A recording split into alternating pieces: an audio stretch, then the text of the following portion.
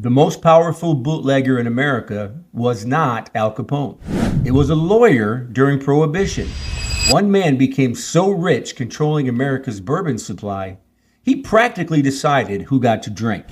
He lived like royalty. He made millions. He owned distilleries and bought politicians.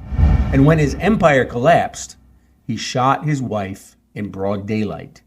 And then he got away with it. His name was George Remus.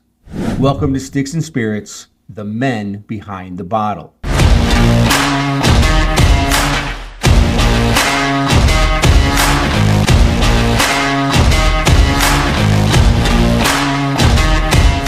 Now here's the part that makes this stranger. George Remus wasn't a criminal to start with. He was a lawyer. He was a very good lawyer. He made a name for himself defending, you guessed it, bootleggers. And then he realized something. The real money wasn't in defending the system. It was in understanding it. In 1920, Prohibition begins. Alcohol is banned across the United States. But here's the catch.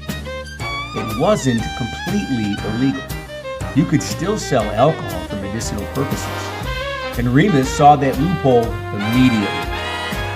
So instead of running from the law, he stepped right through it. He starts buying distilleries, warehouses, all legally, under the idea of medicinal whiskey. He builds relationships with doctors, with pharmacists, with distributors, and then he starts moving whiskey, not just a little. He was even hijacking his own whiskey to sell it illegally. Millions of dollars worth. Now, while the mob was busy smuggling alcohol into the country, Remus was doing something different. He was controlling what was already here. At one point, he controlled so much of the nation's whiskey supply, he was kind of deciding who got to drink and who doesn't. He would throw massive parties and live like royalty.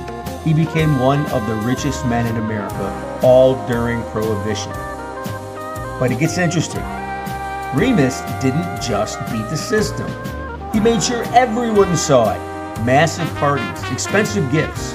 At one party, there were diamond rings for the girls and keys to brand new cars for every guest. He clearly wasn't hiding.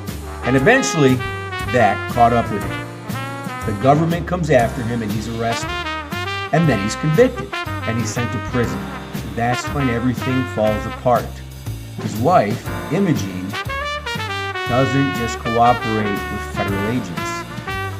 She becomes intimately involved with one of them. The man was helping dismantle Remus' empire, and then she leaves him. She takes the money, takes what's left of everything he's built.